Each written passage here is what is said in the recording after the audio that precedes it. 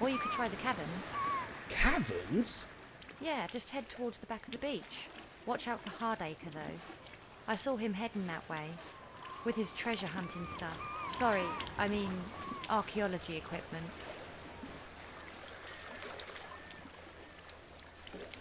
What do you know of the townspeople? Not a lot, but I'll help if I can. Professor Hardacre's a strange one. I know. Every year he turns up, looking for treasure. Always digging, always hunting. Sad, really. Why sad?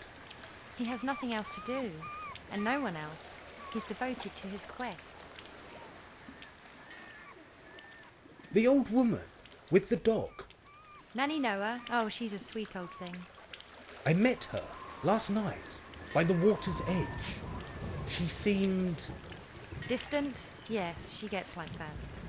There's a tragedy in that woman's past. The signs are there. She seems very lonely. Yes, there was something between her and Bob Tawney, but, well, it's all palm reading, herbal teas, and magic with her now. Oh, a bit new age, is she? Well, I never. What about the pub landlady? Morgan? Bold as horsegrass she is, and just as tacky. You don't get on? No, she was a bully at school. Once a bully, always a bully. Is that your professional analysis? Ha! I've got better minds to study than Morgan Mankell's. Let's talk about something else. Okay, what do you want to know? You must live nearby. That's right, we live by the harbour. We? Me, Mum, Dad. You know, the usual. Uh-huh. So you all organised the fair?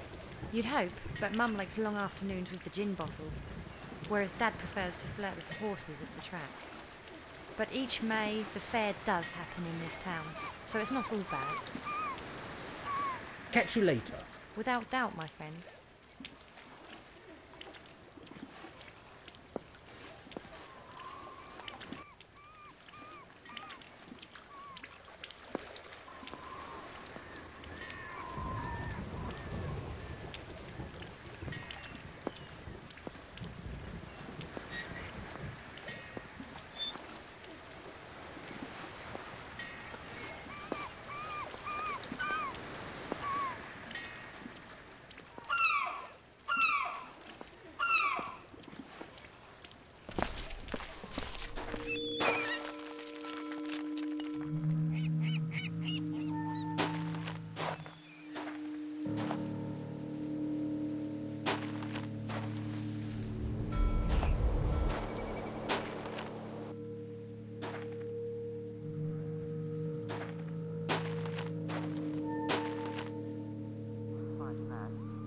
Has someone been here?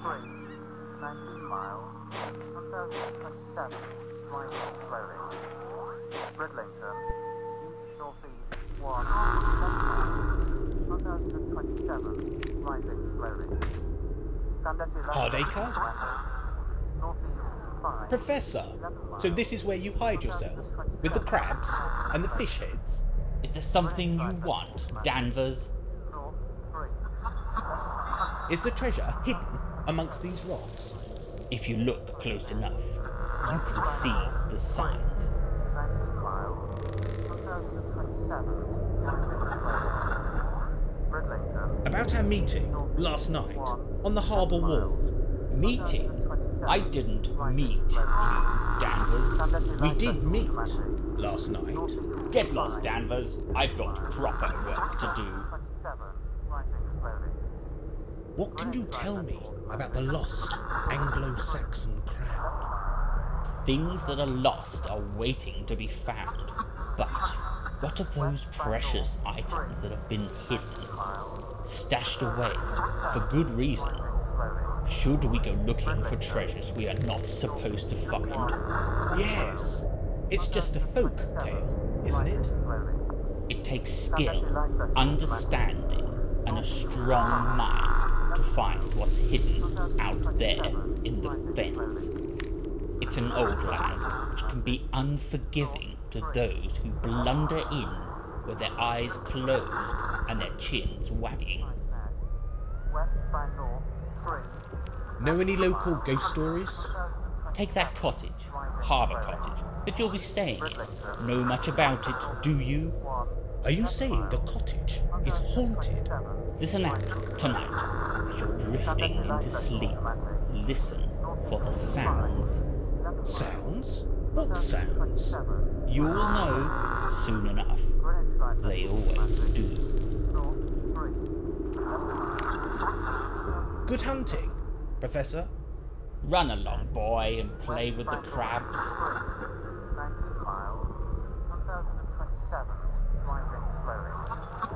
Bridlington, northeast 1, 11 miles, 1027, rising slowly. Sandusky light vessel automatic, northeast 5, 11 miles, 1027, rising slowly. It's too dark to see with my own eyes. North 3, 11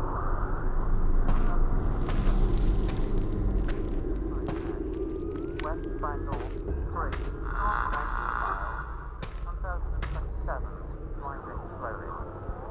Bridlington, northeast Not so fast, 11 Danvers. miles, 1027, rising slowly. Yes, Professor? Sandusky What's light in vessel that package? What package? 5, I saw the station master struggling with it across the fence from Sedgemarsh. Oh, that.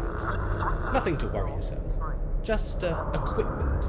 Archaeology equipment. Maybe. I guess I should go collect it.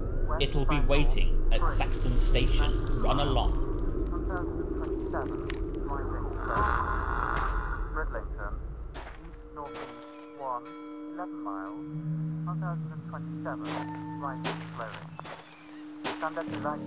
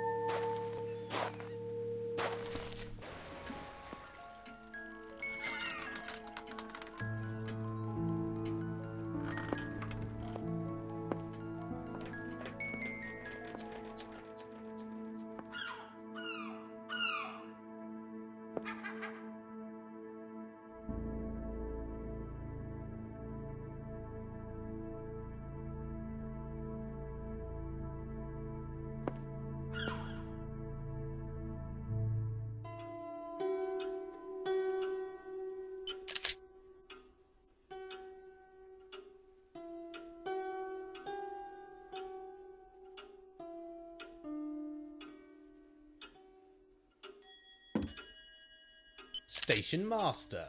Mr. Danvers. Saxton treating you well, is it? Station Master, do you live in Saxton? That I do. Did the young lady get her purse back? Delivered personally. Oh, well done, sir. What news, Station Master? I hear Harbour Cottage has a new tenant. Me.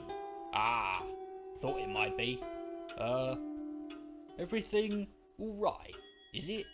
No, not really. There's no power, and And what? I'm not sure. There's something strange in the dark. Something. Oh, look at us spooking ourselves. Still no trains, Station Master. No trains today, the spring. Spring tides flood the fens, I know. Nothing wrong with good old legwork. So the train tracks are safe to walk? Well, I didn't say that, but you should be quite safe during the day. Oh, are there night trains? No, but the tracks are different at night. Is this a station or a museum? A station, of course, but we are proud of our past. I'm guessing your father worked on the trains? Yes, and his father before him. So these photographs are personal to you? When they stay up. What do you mean? blasted things have a habit of falling down during the night. I imagine this station has a tale to tell. Oh, indeed it does. A right royal treasury of twice-told tales. Are any specific to the tracks or these photos? Well, there was the great crash back in the 20s. The old apple train heading for London, back in my father's time. What happened? He was master of this station back then. The apple train ran from Northfield Junction to London, carrying fruit for the local bigwig, Master Gurney. He owned the land around Northfield, and that train. Packed full of ripe apples it was, and his sorting staff. Sorting staff? To sort the apples? That's right, poor souls, paid pennies they were. That train had been running for, nigh on 30 years when it happened. What did happen, station master? It was the last train that evening, and a foggy night it was. My poor dad was out in the cold at Northfield Junction, waiting to change the tracks. He could hear the train approaching through the fog, so, like he'd done 100 times, he pulled the lever to divert the train on its course. Only the lever jammed, stuck fast. My dad swore the fog itself seemed to curl and twist itself around that junction. It was a queer business, no mistake. Go on, station master. Well, my father thought fast, like anyone would in such circumstance. The train would derail when it hit that junction, so he lit his lamp to a fiery red, burning bright in the darkness. Old Tonka, the driver, could spot a red lamp a mile off, normally, with that damn fog. Shouting he was, my poor old dad. That apple train was not slowing for no one. Then it happened. The great engine loomed up out of the fog, and it caught the rails, screamed out its agony. My father threw himself into the reeds by the side of the track, and watched in horror as the carriages toppled and fell into the river. He could hear the screams of the men on board, men he'd known all his life, trapped on the train as the cargo fell upon them, pushing deeper into that murky water. Oh my God, they drowned? Every one of them. My dad tried to pull them free, but the bodies were... Were what? Please tell me. beyond hope, smashed to pieces amongst the apples. The sweet smell of apples, and the sweet, sickly smell of blood. He only spoke of it once, that same night, in the Bear. A few brandies helped. They always do. Oh boy, that was a night we'd never forget. My poor old dad. Oh, listen to me, getting all emotional. I blame you, sir. Time to get back to work.